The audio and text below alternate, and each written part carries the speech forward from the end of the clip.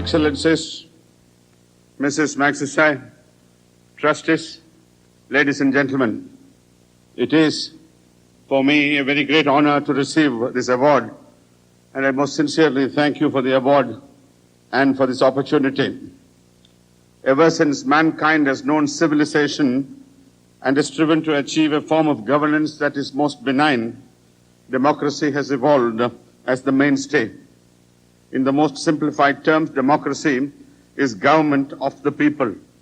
And when there is a difference of opinion, the will of the majority prevails, but it is never forced down on the minority, but it is carried out with the consent of the minority. Even when and where a beloved king was the head of state, the will of the people was ascertained and respected. In a democracy, expression of the will of the people is ultimately what elections are all about.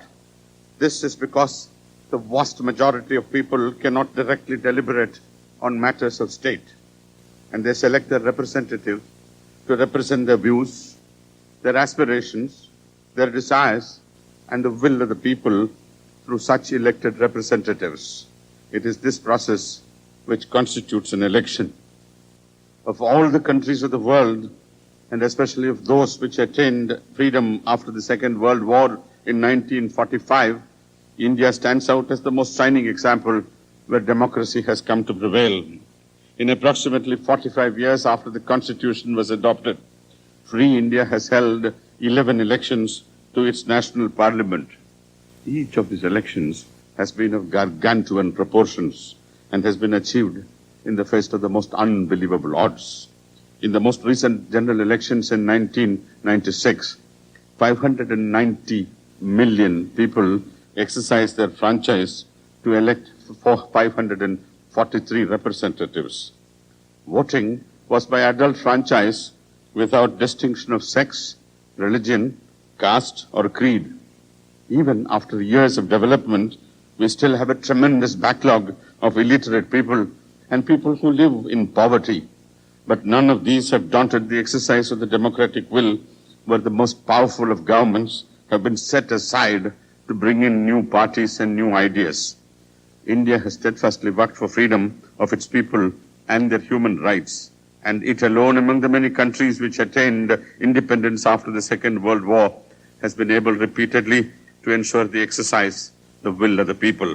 It bears repetition to say that these elections are conducted under the most arduous conditions and are truly gigantic in size, and yet still they have passed off without serious flaw. Not that attempts have been made at damaging the process have been wanting, but every such attempt has been met and successfully overcome by the will of the people and by the instrumentalities of state determined to prevent abuse.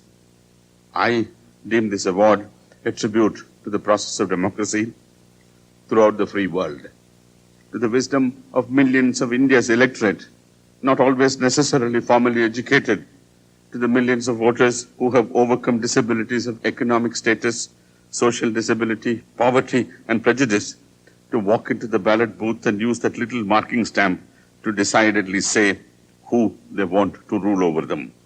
The Indian elections were conducted by over 5 million civilian employees, 2 million policemen keeping guard, and every one of them has acquitted himself with such a tremendous sense of duty that not one whisper of doubt on the freedom of the election process has been uttered.